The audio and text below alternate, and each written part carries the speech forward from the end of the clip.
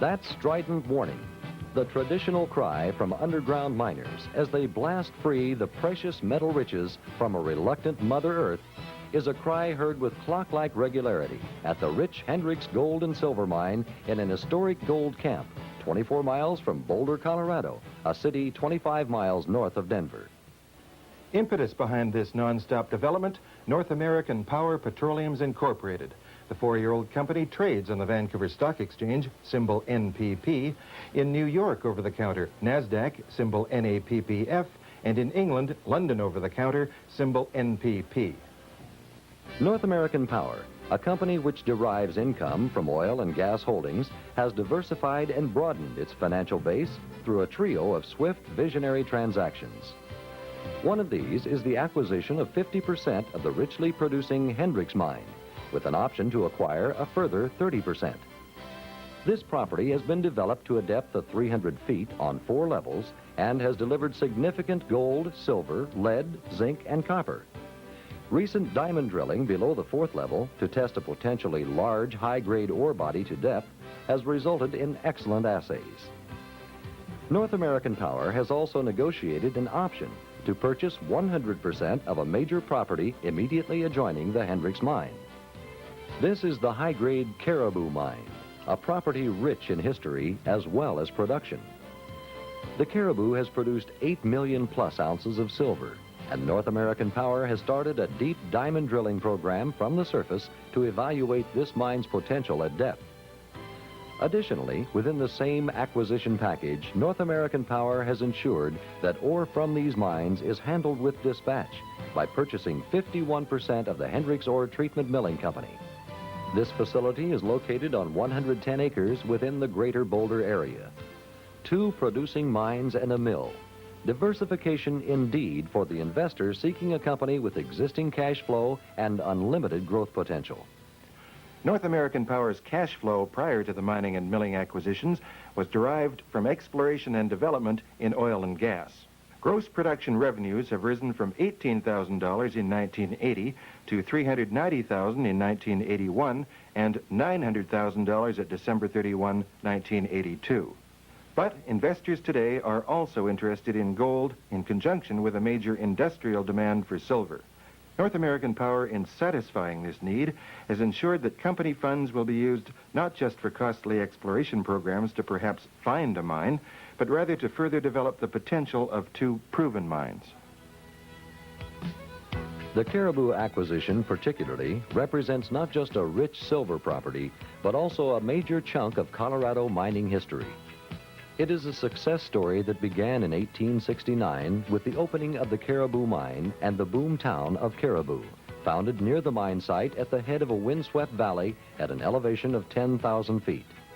All of this because a man named Samuel Conger, a hunter, prospector, and miner, in 1869 recalled an outcropping of blossom rock he had discovered in Boulder County in 1860.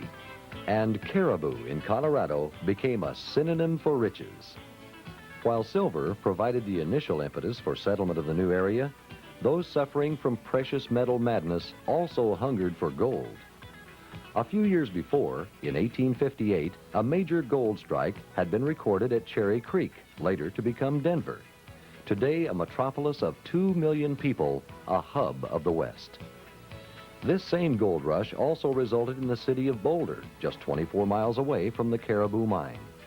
Gold there was at Caribou, but the rich silver deposits were preeminent.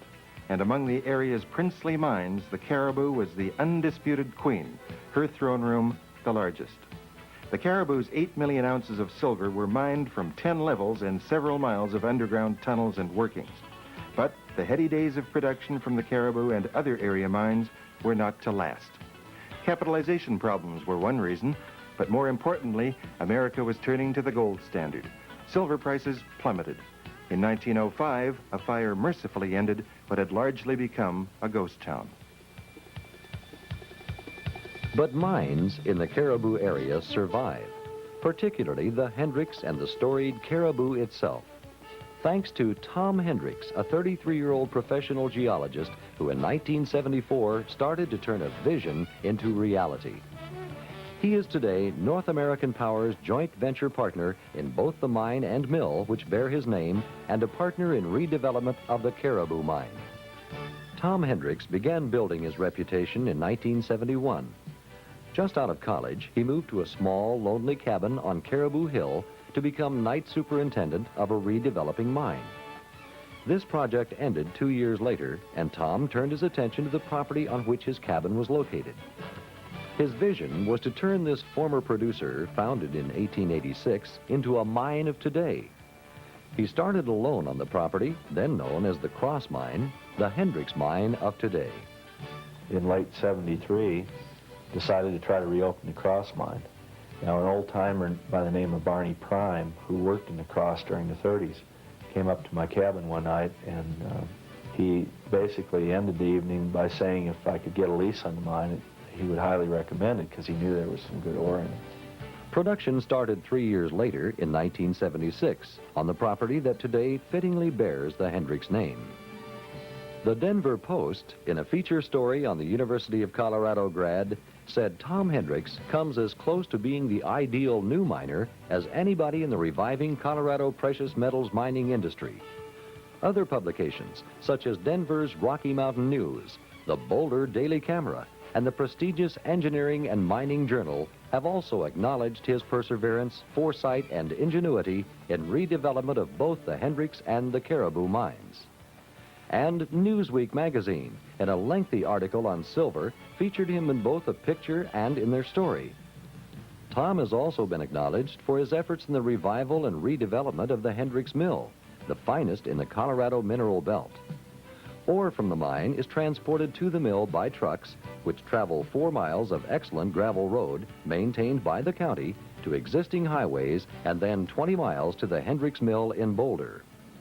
The milling, you know, there's a number of complex circuits, or there's a number of complex methods for extracting various ores, but it really boils down to a very simple method which has been used for 50, 60 years. You crush the ore down fine enough to feed it to your ball mill. You pulverize it in your ball mill. You add certain chemicals to make it float in the flotation cells. You channel the flotation con into a thickener tank. Your tail's gone on out to your pond, and you then filter your concentrates on the filter, convey them out to your truck, weigh them, and store them, and then ship them to the smelter. In this process, air and chemicals make the ore rise to the top, and the sand continues through till it goes to the tailings pond after it's been completely cleaned. This is the end product from the mill. This concentrate is the final product of the milling circuit. It's being scraped off, dropped down into the conveyor, and out to our concentrate truck. This mill is very valuable to our mining operation. Without it, we really couldn't be successful as miners. To have your own captive mill is a very important part of a successful mining operation. The tailings pond north of the mill is environmentally sound. It is bordered by an impervious basalt dike, a perfect dam for the 18-acre tailings pond. Water from the tailings is evaporated, and the mill has no discharge. Meantime, the mine's concentrate is shipped by truck to the Cominco smelter at Trail, BC, because of better net returns for all minerals, including zinc. Tom's superb feats of bringing the Hendricks mine into production and his work at the mill are unmatched. But such ventures, along with redevelopment of the Caribou mine, require substantial amounts of working capital. Tom Hendricks earlier this year went in search of such funds. North American Power answered the call. The company's principals are John McCleary, the president, and his brother Patrick, who heads Power Petroleums Incorporated, the wholly owned U.S. subsidiary. They moved quickly, and agreements were consummated, much to the chagrin of major mining companies also interested in the properties. North American Power had started a core drilling program at the Hendricks mine to test a potentially large high-grade ore body to depth. A Boyles Brothers rig is drilling below the mine's 4th level, which is located 300 feet underground. Assays from hole H1 included an 11-foot section from 170 to 181 feet, grading 0.64 ounces gold and 1.97 ounces silver per ton. This included a 3-foot zone from 170 to 173 feet of 1.21 ounces gold and 3.50 ounces silver per ton. Additionally, a section from 174.7 to 175.6 feet contained 2.24 ounces of gold and 5.25 ounces of silver per ton. Hole H2 also returned high-grade assays. A 3.4-foot section from 40.6 to 44 feet returned 0.54 ounces of gold and 12.80 ounces of silver per ton. A 3-foot section from 50.6 to 53.6 feet gave 0.55 ounces gold and 5.0 ounces silver per ton. A 7-foot section, 91 to 98 feet, returned 0.496 ounces of gold and 6.67 ounces of silver per ton.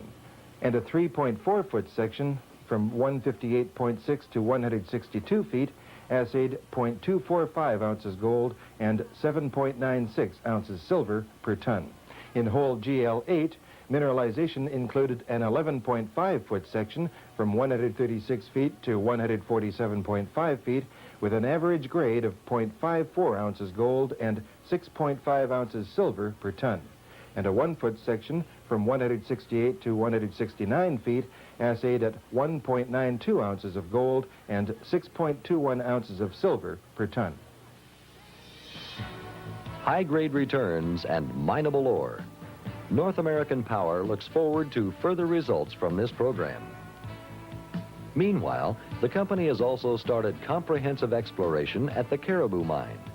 An international engineering firm, Watts, Griffiths and McQuay Limited, with offices in Toronto, Houston, Anchorage and Saudi Arabia, has been retained to evaluate and map geological data at the Caribou.